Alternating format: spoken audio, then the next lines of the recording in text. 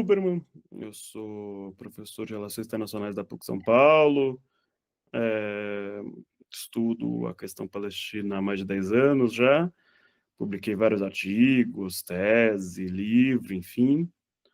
Eh, Sou militante da causa, atualmente eu milito no Voz Judaicas por Libertação, mas já atuei em outros coletivos vinculados à temática. Eh, Enfim, minha origem familiar, eu sou filho de um casamento mestiço, pode dizer, né, meu pai é de origem judaica e minha mãe de origem brasileira. Minha mãe, vamos começar por esse lado, que é o mais fácil, digamos, não, nenhum dos dois é muito difícil. Minha mãe tem raiz negra e portuguesa, ela é uma mulher parda, dentro das categorias do IBGE, e que se converteu para o judaísmo para casar com meu pai, então eu tive uma criação judaica desde sempre. Foi um processo, enfim, um pouco difícil, esse da união deles por racismo, né, da família do meu pai com a minha mãe, porque além de não ser judia, era uma mulher que pode ser classificada como negra para algumas pessoas. Então, enfim, embora nem ela mesma se classifique como negra, mas isso não importa muito também. Eh, Nesse caso. Então, então tem esse lado, a origem do meu pai é polonesa, meus dois avós, meus dois pais do meu pai. Meu pai já nasceu aqui no Brasil, né?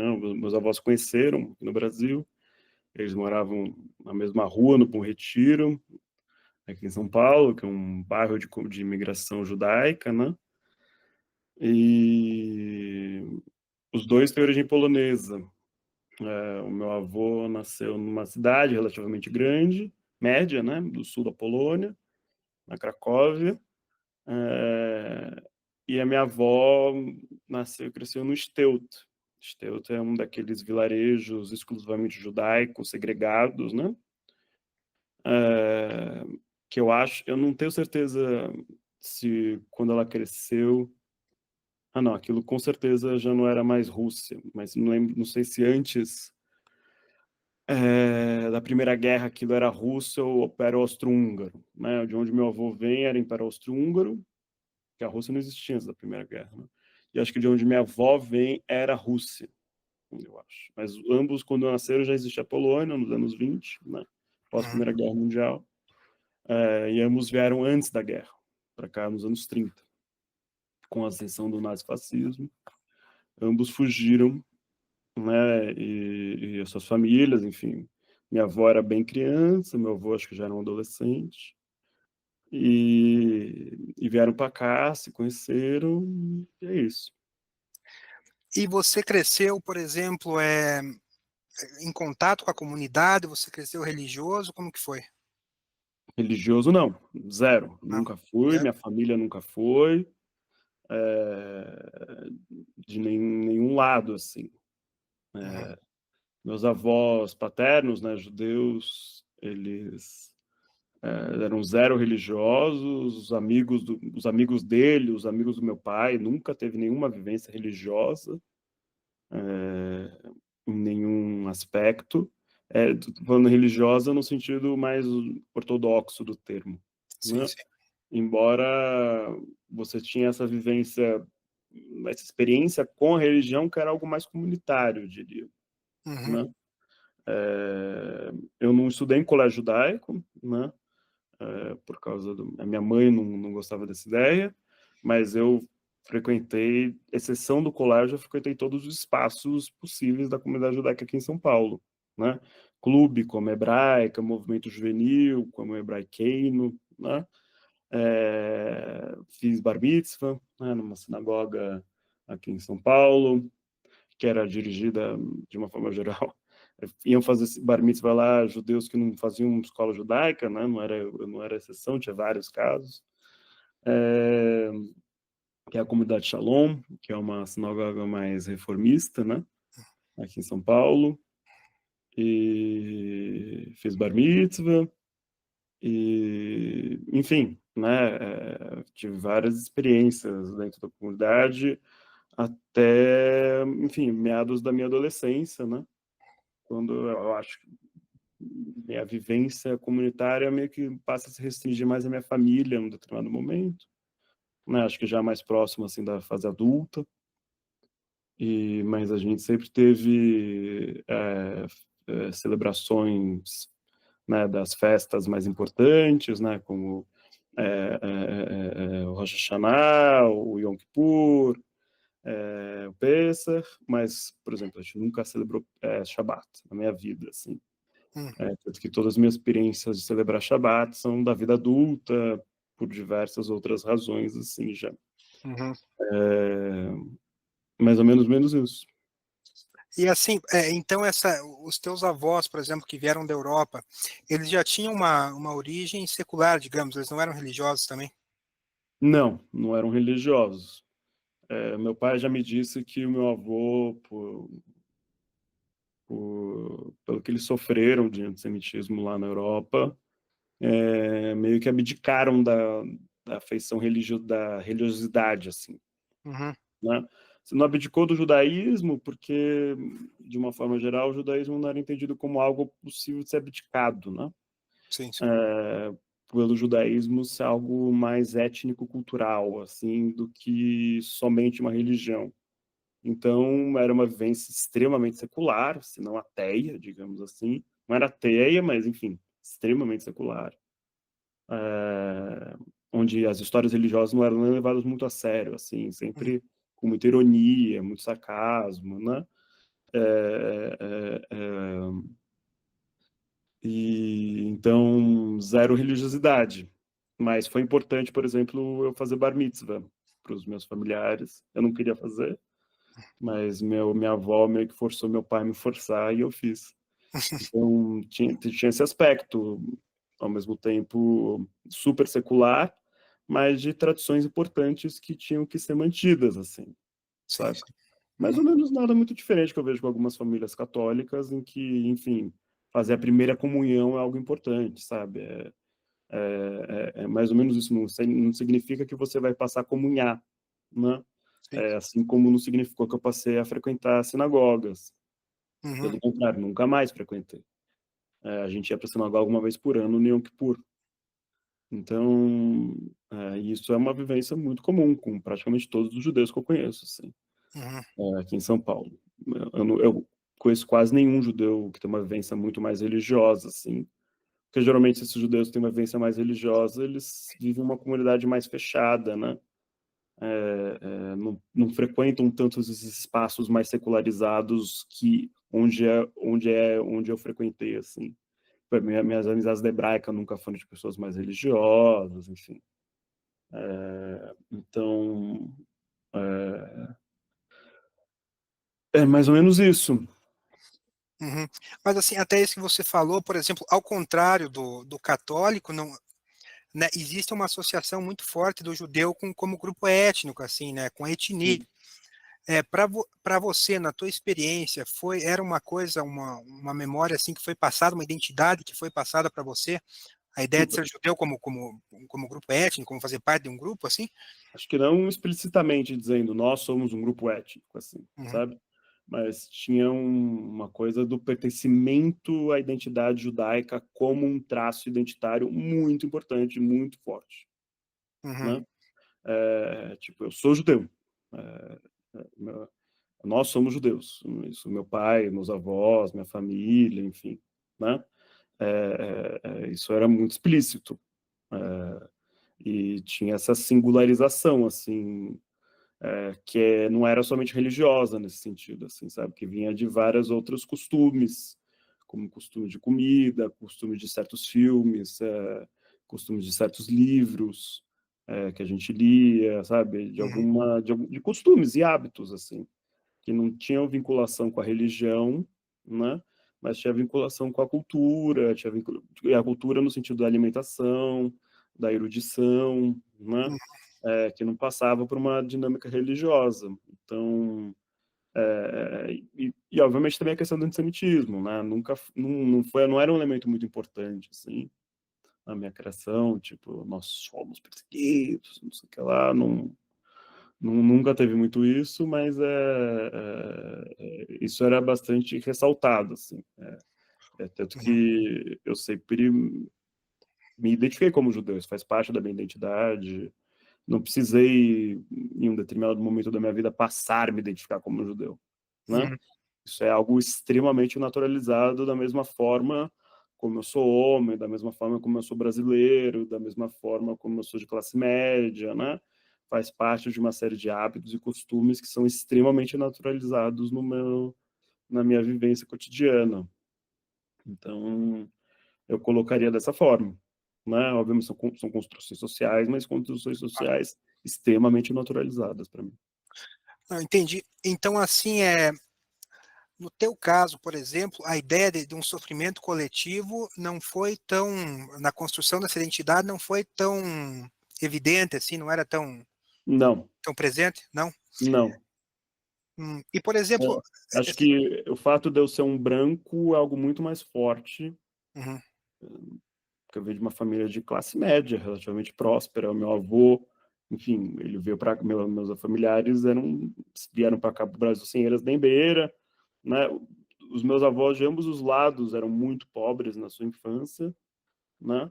E ambos conseguiram prosperar por meios diferentes, né? Meu avô materno se tornou professor universitário, e meu avô paterno se tornou um burguês, um pequeno burguês, um industrial, né? uhum, Mas ambos eram trabalhadores fudidos na sua origem, assim, que através da educação e do trabalho conseguiram prosperar nos anos 60.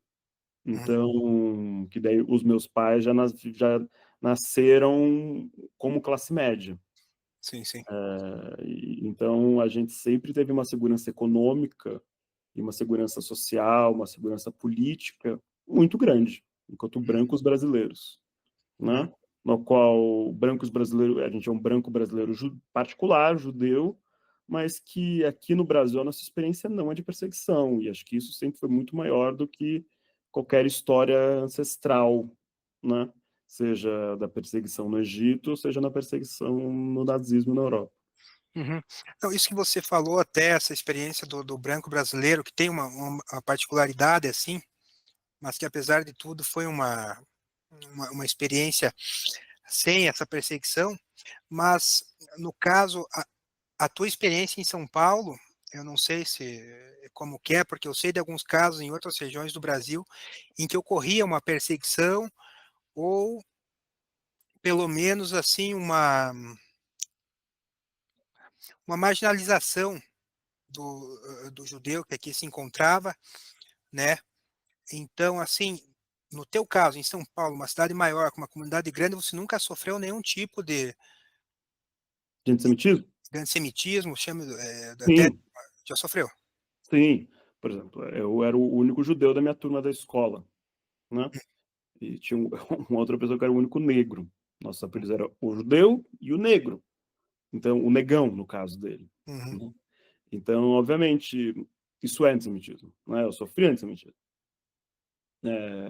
Fui particularizado, singularizado como judeu e alguns tropos antissemitas clássicos, como o avarento, esse tipo de coisa, fez parte da minha estigmatização, né? Na minha infância, exclusivamente, eu diria. uhum, Porque depois, quando a gente vai para adolescência, infância e adolescência, né? Período escolar, da escola do ensino básico, assim. Porque quando vai para a universidade, e depois na vida adulta, vai ter alguns casos de antissemitismo, um caso que eu sempre cito em sala, que é tipo, um amigo meu que inclusive era negro, ele veio para mim, apesar de você ser judeu, eu gosto de você, você é legal, sabe? Uma coisa assim. Mas sempre foi no sentido bastante interpessoal e muito esse racismo recreativo, assim, que a gente pode falar, assim, é, sabe? uhum, De piada, e fazia parte, sei lá, o meu amigo baixinho, o amigo gordo, o amigo negro, sabe? Desse mundo que era o Brasil dos anos 90, onde esse tipo de piada era muito comum, e muito, sabe? De você ressaltar alguma parte da identidade da pessoa e você estigmatizar e se tornar alvo meu amigo tem uma cabeça grande, tem os dentes ruins, e sei lá o quê, sabe? Uhum. Então, a minha identidade judaica foi essa parcela da identidade foi realçada para mim, a estigmatização do meu grupo de amigos, né, na minha infância e adolescência. Então, eu sofri antissemitismo, né? Não era, embora eu só conseguisse entender isso como antissemitismo hoje em dia, né? Foi uma coisa bem recente.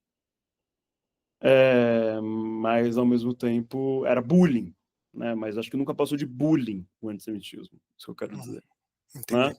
Em outros setores da sociedade eu nunca sofri antissemitismo, Uhum. né? Espaço de trabalho, da polícia, enfim, em outras esferas, né? Onde, por exemplo, o racismo contra negros e indígenas se manifesta e são instrumentos de reprodução do racismo, né, para a vida inteira, como, por exemplo, o trabalho e a polícia, né, são esferas que eu nunca sofri racismo. Uhum. Né? Coisa que, por exemplo, talvez esse meu colega negro, eu não sei qual é a experiência dele, né? Mas talvez ele traga uma outra experiência, né? Sim, sim. Daí, quando você sai do ambiente escolar, né? Que o tipo de daí você vai para a sociedade e o racismo deixa de ser bullying, se torna outras coisas, né? Que vai reforçando essa estigmatização, essa subalternização, assim. Então, pelo contrário, eu diria que até eu sofri mais filossemitismo, no sentido de especializar, de tornar uma coisa especial, eu sou judeu, do que de depreciar. Assim. Entendo. E aqui, já partindo para a questão, assim, você se considera, você é alguém antisionista, Sim. correto? Quando é que você se deu conta do que era o sionismo, assim, qual que foi teu primeiro contato com o sionismo? Então, como eu não tive uma educação formal judaica, eu diria, no sentido da escola, porque pelo que eu entendo, assim, dividindo com vários amigos antisionistas, principalmente, a escola foi um ambiente muito importante de socialização do sionismo, coisa que eu não passei, né? A minha maior experiência sionista, digamos assim, foi no clube, na Hebraica, e no movimento juvenil que eu participei lá numa época, que era o Hebraiqueno. Mas só que a hebraica nos anos 90 não era essa hebraica, por exemplo, de hoje em dia, que era extremamente sionista. Extremamente. Nos anos 90 não era extremamente, não era antisionista, era sionista, mas não era algo visível que você precisava afirmar o tempo todo, né? Era algo muito mais natural, sabe? Obviamente tudo ali tem nome de vinculado a Israel, sabe? A Praça Carmel, o sei lá o quê, tem o busto do Ben Gurion, tem o busto de sei lá quem, sabe? Mas não é uma coisa que fica te batendo na sua cara o tempo todo, sabe? Uhum. Não era naquele contexto, eu não sentia isso. E, e sempre tem uma bandeirinha de Israel para aqui, para lá, sabe? Isso era normal. Mas eu lembro, por exemplo, de ter uma estranheza de quando tinha festa para celebrar o aniversário de Israel, entendeu? Que deve ter sido em 1998, porque era uma data redonda, assim. Então, sei lá, 40 anos de Israel. Então, eu lembro de ter essa estranheza. E eu sempre conto isso nesses relatos, que eu fui para o movimento juvenil, né? E o movimento juvenil tinha acampamento, que a gente ia para o interior de São Paulo, e tinha várias vivências que buscavam incutir o sionismo nas crianças, né? Uma era treinamento militar. Então, sei lá, eu tinha nem 10 anos, eu acho. A gente fazia treinamento militar de rastejamento, de atravessar uma ponte de madeira no rio, umas coisas assim, né?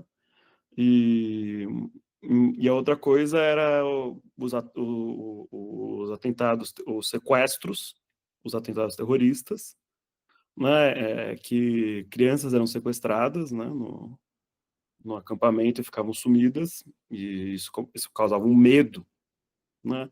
Nós, a gente não sabia por que eu tinha sido sequestrado, como assim, sabe? Você tinha medo de ser sequestrado a qualquer momento no acampamento. E outra coisa era proteger a bandeira de noite, que era fazer guarda, né? Você tinha que fazer guarda da bandeira de Israel e da bandeira do hebraiqueno, do atentado terrorista. E eu não fui, fiquei com medo e não fui. Uhum. Daí o meu madrir, né, o monitor deixou eu não ir. Então, tinha essas experiências, assim, de fazer eu sentir medo, né, de eu me sentir perseguido, coisas que para mim não eram normais, porque na minha vida cotidiana isso não existia, né? Era algo super artificial e diante disso eu fui para trás, né? Não é que eu abracei isso, eu recusei em certo sentido. E daí, então, mas eu sempre falo que eu era um sionista alienado, né? Porque hoje em dia o sionismo é uma forma, é uma ideologia tão naturalizada dentro do judaísmo que para muitas pessoas ser sionista é a forma de como você experimenta a sua judaidade, né? E não há uma clareza de onde termina o judaísmo e de onde começa o sionismo. Pelo contrário, não existe mais essa distinção. Uhum. E eu também não sabia. Então, coisas que eu entendia como serão judaicas eram sionistas. E somente quando eu comecei a me envolver com solidariedade com a Palestina, e foi uma coisa que demorou anos, assim, um processo de muito tempo, eu comecei a ter mais consciência, né, do que era sionismo e do que era judaísmo, né, e conseguir distinguir, por exemplo, uma excepcionalização do Holocausto, né, como uma coisa que eu reproduzia e descobri que isso fazia parte de um esforço de propaganda israelense sionista. Então, foi um processo longo, né, de descobertas, e que eu acho que todo mundo que vai se identificar como antisionista em algum momento, não é uma coisa da noite para o dia, assim, né? É, tem um processo de estranhamento que vai terminar numa rejeição, num rompimento, mas mesmo quando você achou que você não rompeu inteiramente, assim, sabe? Porque daí você vai percebendo que tem camadas ali da sua identidade que você, de alguma forma, valoriza por elas serem vinculadas a essa identidade judaica sua e que você vai ver que são vinculadas ao projeto sionista. Então, esse é um processo lento, que eu acredito que no momento, para mim, está completo, mas nunca se sabe ao mesmo tempo. Uhum. Sim, sim. E assim, por exemplo, todo esse processo que você explicou, na tua casa, no ambiente que você estava crescendo, nunca era discutido o antisionismo, por exemplo, ou o sionismo em si. Não muito, sim. Nunca nenhum dos meus familiares falava o intelectual sionista X, o Y, o Z, Ben-Gurion, Jabotinsky, Uhum. Orhov, Uhum. nada se falava disso. Meu pai, por exemplo, fez parte do movimento juvenil sionista, mas era uma coisa muito heterodoxa, posso dizer, porque ao mesmo tempo porque o que é importante era judeu. E essa fronteira entre sionismo e não sionismo, na época que meu pai cresceu, não era uma fronteira muito ríspida, né? Porque isso era um momento dos anos 60, 50, 60, 70, em que o antisionismo tinha deixado de existir, né? Depois da criação de Israel. Então, quem não era sionista, o Breno Altman, por exemplo, ele vai falar outra coisa, mas a experiência do meu pai mostra outra coisa, assim. Que quem não era sionista não tinha muito um atrito assim entre você sionista e não sionista. O importante era essa convivência judaica, que às vezes tinha vinculação com Israel, que às vezes não tinha. Por exemplo, meu pai, na primeira infância, ele estudou numa escola judaica anti-sionista, que ficava na Casa do Povo, no Bom Retiro, na frente da casa dele, na Rua Três Rios, chamava Sholem Aleichem. Daí, só que era uma escola que daí uma hora ele saiu, sei lá por que razão, e daí ele foi para o Renascença, que era uma escola sionista mais à direita, inclusive. Só que ao mesmo tempo ele frequentava o movimento juvenil sionista do Hashomer Hatzair, que era o mais à esquerda possível do sionismo, né? Ou seja, era uma coisa muito heterodoxa, sabe? Não tinha uma uma, uma não tinha uma coesão muito clara que se reproduzia numa doutrinação, Uhum, entendeu? Então, eu nunca fui doutrinado para ser sionista, entendi. consequentemente. E nem os meus familiares, assim. O mais sionista é o marido de uma tia minha, e que ele tinha uma vinculação com Israel, ele era mais sionista, vem de uma família mais sionista e tudo mais, mas ele era bem crítico também ao projeto israelense, então ele tinha uma distância importante, assim, então não era algo muito, sabe? Eu sempre falei que o maior problema era eu ter me tornado de esquerda e eleitor do Lula, ter uma família formada de tucanos, né? Tradicionalmente, do que ter se tornado um crítico de Israel. Mas isso só foi verdade até o 7 de outubro. Depois do 7 de outubro, as minhas tias romperam comigo, né? E eu não faço mais parte da família, né? De alguma forma, só tenho relação com meu pai, né? Uhum, Então, o 7 de outubro mudou as coisas. Até porque um desses meus tios se tornou bolsonarista, né? Então acho que isso ajudou. Então, enfim, as coisas mudaram um pouco no 7 de outubro, né? E daí teve o rompimento, mas eu já era o anti-sionista que eu sou hoje no 7 de outubro, mas acho uhum, que só então elas perceberam que meu ponto político era crispada, era radical dessa forma. Elas acho que demorou, ou elas não queriam ver, ou não criavam um desconforto muito grande, talvez, para elas, enfim. E mais ou menos isso.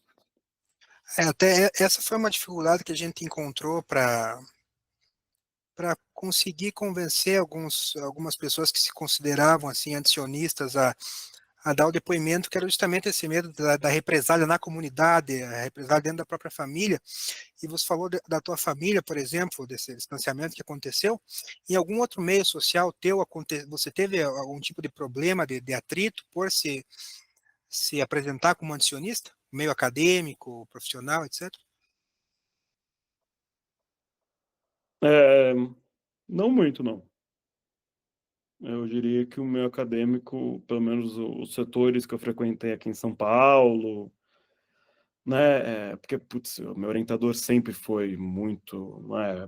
Sempre foi antisionista. Eu fui para ele por causa disso, né? Então, por uma recomendação de um outro professor também, o José Arbex, foi um professor na graduação, daí me indicou para o Regional do Master. Então, sempre tive sempre pouquíssima rejeição, fora até porque eu me afastei muito das minhas conexões, minhas amizades judaicas, depois da adolescência, assim, mantive quase nenhuma. Os que eu mantive, o que eu mais mantive também, o sionismo não era algo muito importante para ele, então, sabe, nunca gerou um atrito. O que aconteceu mais recentemente foi ser acusado de antissemita, né? Pelo meu empregador, né? A Fundação São Paulo. Uhum, Mas isso não é algo que surge no ambiente acadêmico, eu diria, é algo que surge por outras razões, não é algo que não foi uma reação ao ser antisionista a priori, né? Acho que é algo resultado de um esforço de propaganda e perseguição e censura, né? Que está rolando, que passou a acontecer a partir do 7 de outubro, né? Não existia isso antes do 7 de outubro. uhum, Depois do 7 de outubro, passou a ter um movimento organizado aqui no Brasil, em particular aqui em São Paulo, né? Mas com certeza algo nacional, mas aqui em São Paulo, acho que tem a comunidade judaica organizada mais forte, né? Mais bem financiada, com mais conexões a Israel, e onde o movimento palestino é mais forte, onde tem intelectuais antisionistas, não somente eu, mas outros, com proeminência, numa coisa organizada, né, que deixa de ser, por exemplo, aí o Fábio, ele é mais um indivíduo, né, ele não faz parte tanto de movimento, embora aí em Paraná seja da comunidade palestina, né, e tudo mais, mas é, é, enfim, não, acho que a comparação não é boa. Mas é, mas de alguma forma, né, o maior problema que eu passei a ter foi esse recente, assim, né? Quando eu e o Reginaldo Nasser, né, a gente foi acusado de antissemitismo, que eu acho que você deve estar... Você está familiarizado? Ou precisa que eu explique isso? Não, seria interessante que você até explicasse, assim, eu já sei do caso, mas se você puder explicar um pouco melhor até. Tá bom. Então, a gente, no final do ano passado, a gente foi acusado de antissemitismo por estudantes da PUC, de forma anônima, né? E a acusação não era nós, pessoas físicas, mas era dirigida ao nosso grupo de estudos, o GES, que é o Grupo de Estudos de Conflitos Internacionais. E a gente passou por um depoimento ao setor de ética e integridade da Fundação São Paulo. A Fundação São Paulo é mantenedora da PUC, né, que é dirigida pelo arcebispo de São Paulo, Dom Gildo Scherer, né, mas quem manda no dia a dia é um outro sujeito, que é o secretário-geral da PUC, da Fundação São Paulo, que é o padre Rodolfo. E a gente sabe que essa acusação de antissemitismo foi intermediada pela Federação Israelita do Estado de São Paulo, né, FISESP, e que foi uma acusação de antissemitismo a respeito de postagens do GES no Instagram. Uma acusação bastante pueril, né? Assim como todas as acusações de antissemitismo que foram feitas de uma forma geral, né, as que eu tenho acompanhado, né? Tanto quanto o professor Salim Nasser, por exemplo, da FGV, e eu estou lendo um artigo para uma aula que vou dar amanhã sobre antissemitismo e tudo mais, e eles fizeram uma pesquisa aqui no Reino Unido entre 2017 e 2023, se eu não me engano, teve 40 casos de acusação de antissemitismo com base na definição de antissemitismo do IRA, né, que é essa que talvez você seja familiar, do que o Pazuello apresentou o projeto de lei agora querendo tornar uma lei federal, que a própria PUC São Paulo adotou recentemente, né, que vai afirmar que é antissemitismo críticas ao Estado de Israel, ou seja, que vai equivaler ao antisionismo, ao antissemitismo, e tem sido utilizada como instrumento de perseguição e censura e restrição à liberdade de imprensa, de expressão e de cátedra em todo o mundo, né? No Reino Unido, que isso é algo, o Reino Unido, no Reino Unido e nos Estados Unidos é onde isso é mais forte, né? E vem acontecendo há muitos anos. Aqui no Brasil é algo que vem do 7 de outubro para cá. Então eles fizeram essa pesquisa de 40 casos, nenhum era antissemitismo de verdade, né? Ou seja, é um instrumento de censura, né? Uhum. E foi a definição de antissemitismo que a PUC adotou ao final do meu caso, né? Eles julgaram dizendo que não é antissemitismo, daí eles foram lá, adotaram esse instrumento que busca de alguma forma censurar o debate dentro da universidade. A PUC é a primeira universidade do país, é onde eu conheço a única a adotar essa definição de antissemitismo. No momento, formalmente não resultou em nada, né? Mas há um clima aí de medo e perseguição dentro da PUC que afeta, eu diria, particularmente os estudantes, né? Uhum. Que tem medo de serem expulsos, sofrerem represálias da administração, né? O nosso programa de pós-graduação está sendo fechado de uma forma bastante autoritária no meio desse processo todo, que a gente não sabe se é perseguição política ou não, mas enfim. É uma coincidência que talvez seja coincidência, talvez não, a gente não sabe os detalhes. Uhum. E eu passei a sofrer também ameaças de agressão, né, sempre de indivíduos judeus, homens brancos da minha idade, mais ou menos. Uhum. Alguns mais velhos, né, ameaças de morte. Isso já eu recebo há muitos anos, né? Sim.